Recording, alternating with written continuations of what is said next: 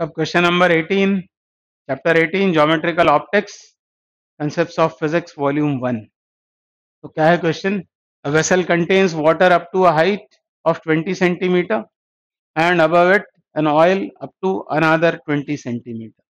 The refractive indices of water and oil are 1.33 and 1.30 respectively. Find the apparent depth of the vessel when viewed from the above.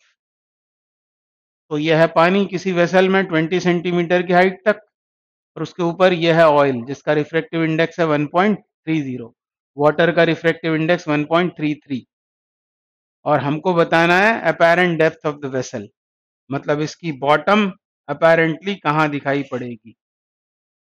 तो apparent depth हमको बताना है, तो दो method से हम इसको कर सकते हैं। पहले तो हम वो वाला फॉर्मूला लगाएंगे, μ2 by μ1 is equal to v by u, उस फॉर्मूले से इसको करेंगे। और फिर एक स्टैंडर्ड रिजल्ट है अपेरेंट डेप्थ का h बाय म्यू किसी एक मीडियम के लिए, और कई सारे मीडियम होते हैं पैरेलल, तो h1 bye μ1 plus h2 bye μ2, उस फॉर्मूले को लगाकर भी किया जा सकता है इसको। तो पहले तो वही फॉर्मूला हम लगाते हैं। तो बहुत सारा कैलकुलेशन है, आप साथ में करते जाएंगे तो बहुत अच्छा होगा। कैसे फॉर्मूला लगाया जाता है वो भी आपको समझ में आएगा। तो पहले हम इस इंटरफेस की बात करेंगे, इंटरफेस ए बी के लिए। For the interface A B, formula क्या लगा रहे हैं हम? फॉर्मूला लगा रहे हैं ये, कई बार हम इसको डिस्कस कर चुके हैं, μ2 by μ1 is equal to v upon u। तो अब इस इंटरफेस पर हम बात कर रहे हैं। इस इंटरफेस के लिए ये हो जाएगी ऑब्जेक्ट डिस्टेंस कितना हो जाएगा? 20 सेंटीमीटर। और इसकी इमेज कहाँ बनी? बगैर रे डायग्राम के हम इसको करते हैं। तो μ2 कौन होगा? तो μ2 होगा जिस मीडियम में लाइट रेज रिफ्रैक्शन के बाद जा रही हैं, मतलब ये हो जाएगा 1.30, और किस में से आ रही हैं? 1.33 से। 1.30 जिसमें लाइट रेज जा रही हैं रिफ्रैक्शन के बाद, और μ1 मतलब जिस मीडियम से आ रही हैं, मतलब 1.33, और यहां से हमको v मिल जाएगा, इसको हम v1 कह लेंगे। तो μ2 कितना? तो μ2 हो गया 1.30, जैसा मैंने अभी आपसे कहा, ये 1.30 upon μ1 is 1.33 is equal to v1 upon u। u is 10 -20। यदि यहाँ आप -20 लेंगे तो माइनस साइन डायरेक्शन का होता है, उसको आप छोड़ भी सकते हैं 20 सेंटीमीटर, यदि रे डायग्राम साथ में बना रहे हैं तब। तो v1 कितना आ गया? v1 आ गया 20 इंटू 1.30 अपॉन 1.33, और ये आएगा माइनस साइन के साथ, मतलब इंसिडेंट रेज से ऑपोजिट। और करस्पॉन्डिंग रे डायग्राम यहाँ मैंने बना रखा है, ये इंसिडेंट रेज हैं दोनों। अब किससे किस में जा रही हैं? ये डेंसर से रेयर में, तो क्या होगा? बेंड हो जाएंगी अवे फ्रॉम द नॉर्मल। तो ये दोनों हो गई इंसिडेंट रेज, ये दोनों रिफ्रैक्टेड रेज यहां से आती हुई अपीयर होंगी, तो यहां ये इमेज फॉर्म हो जाएगा। मतलब ये बात हुई I1 की। अब ये I1 जो होगा, जो इंटरफेस 1 पर रिफ्रैक्शन के बाद इमेज आई है, मतलब इस स्लैब ने जो इमेज बनाया है वो I1, ये तो थी ऑब्जेक्ट, और इसकी इमेज को वर्चुअली उसने यहां बना दिया। अब ये I1 CD के लिए फिर से एक बार रिफ्रैक्शन करवाएंगे, CD के लिए ये ऑब्जेक्ट का काम करेगी। तो अब फिर से बात करना पड़ेगी हमको, कहाँ के लिए? फॉर द इंटरफेस CD के लिए फिर से ये फॉर्मूला लगाएंगे। CD के लिए इंटरफेस पर टकराने के पहले वो किस मीडियम में है? 1.30, टकराने के बाद किस में है? एयर में, तो यहाँ 1 आएगा। इंटरफेस पर टकरा कर लाइट रेज जिसमें जाती हैं वो हो गया μ2, μ1 क्या हो जाएगा? 1.30, और ऑब्जेक्ट डिस्टेंस क्या हो जाएगी? तो ये जो v1 आया था, ये कहां से आया था? इंटरफेस से, ये था v1। पर इस इंटरफेस के लिए ये ऑब्जेक्ट यदि है, तो इसमें अभी हमको ये 20 ऐड करना पड़ेगा, 20 को ऐड करना पड़ेगा, मतलब 20 प्लस ये कहाँ लिखना पड़ेगा हमको?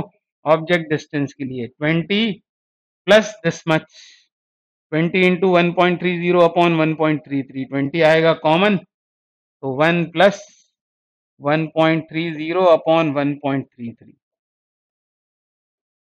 ये आएगा v, ये आएगा u, और ये आएगा v2। तो v2 आ गया, यहाँ से v2 आ जाएगा, इसको सॉल्व करेंगे आप तो v2 मिलने वाला है आपको, मैंने कैलकुलेट कर रखा है उसको।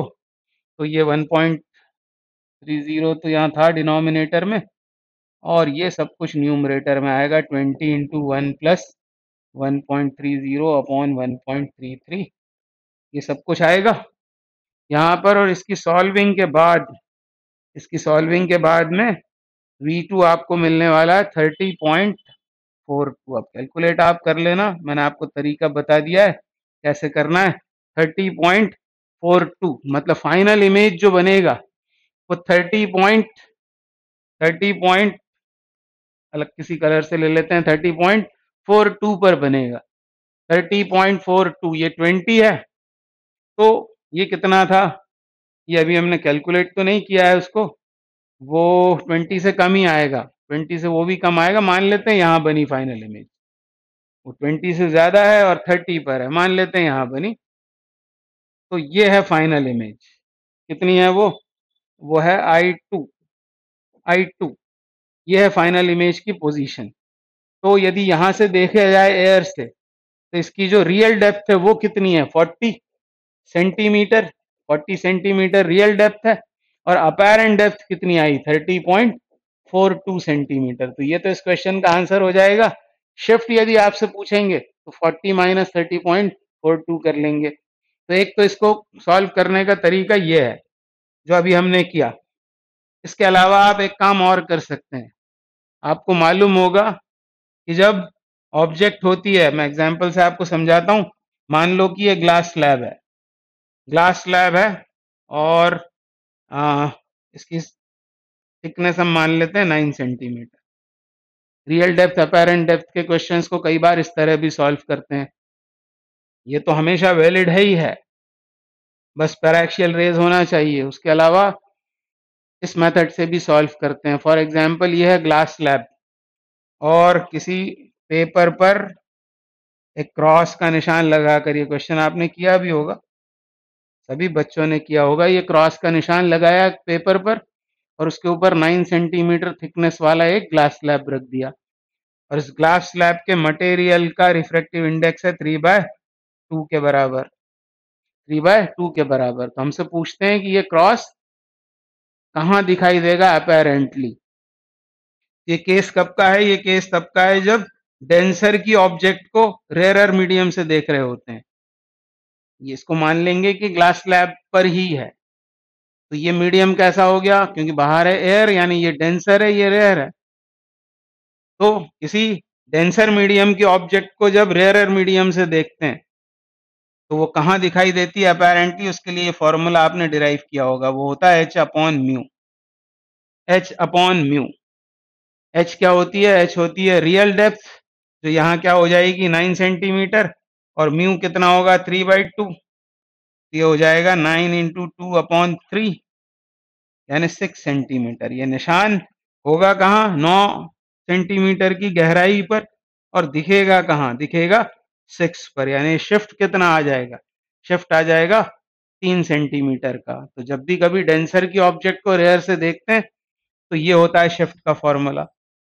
और आपको अभी मैं बता दूं कि जब इससे उल्टा होता है, उल्टा मतलब जब फॉर एग्जाम्पल इधर नीचे है पानी और यह है हवा, और पानी की मछली हवा में उड़ रहे पक्षी को देखती है, तब पक्षी बन जाएगा ऑब्जेक्ट, बर्ड ऑब्जेक्ट हो गया, और फिश हो गई ऑब्जर्वर। अब ऑब्जर्वर कहाँ है, अभी ऑब्जर्वर कहाँ था इस वाले केस में, डेंसर में, देख कहाँ से रहे थे, रेयर से। अब क्या हो रहा है, रेयर की ऑब्जेक्ट को डेंसर से देखा जा रहा है। तो यदि ये h हाइट पर है, h हाइट पर है ये पक्षी, इंटरफेस से h हाइट पर है, तो h पर नहीं दिखता, बल्कि उसकी अपेरेंट हाइट हो जाती है म्यू h के बराबर। तो बस ये दो फॉर्मूले याद रखना है, और ये याद रखना है कि जब फिश को देखते हैं हवा से तब एच बाय म्यू, तो आपको याद आ जाएगा। डेंसर की ऑब्जेक्ट को रेयर से देखें तो apparent depth H by mu होती है, और रेयर की ऑब्जेक्ट को डेंसर से यदि देखते हैं तो अपेरेंट हाइट म्यू एच होती है। फिर शिफ्ट तो आप निकाल ही लेंगे। तो ये फॉर्मूले लगाकर भी अभी हम इसको सॉल्व कर सकते हैं इस हमारे क्वेश्चन को।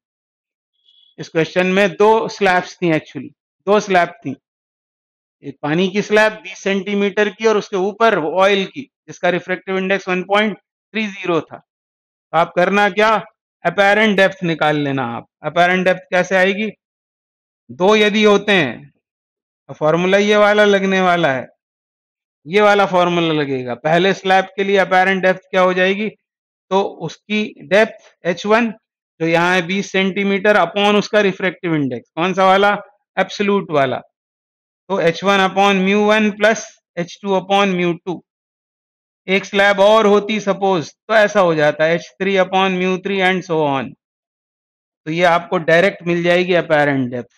और मान लो आपको शिफ्ट पूछा हो कि शिफ्ट कितना होगा, तो शिफ्ट के लिए क्या करना पड़ेगा, आपको रियल डेप्थ लेना पड़ेगी h1 plus h2 plus h3 and so on, और इसमें से इस अपेरेंट डेप्थ को आपको सब्ट्रैक्ट करना पड़ेगा h1 by mu one plus h2 by mu two plus h3 by mu three and so on. तो इस तरह से आपको आंसर इससे भी मिल जाएगा। हाल फिलहाल तो आपको यही लगाना है, और इसमें भी केवल दो स्लैब्स वाला ये फॉर्मूला लगाना है, h1 by mu one plus h2 by mu two. h1 20 upon 1.33 plus again h2 upon mu two is 1.30, ये डालेंगे तो भी आंसर आपका आ जाएगा।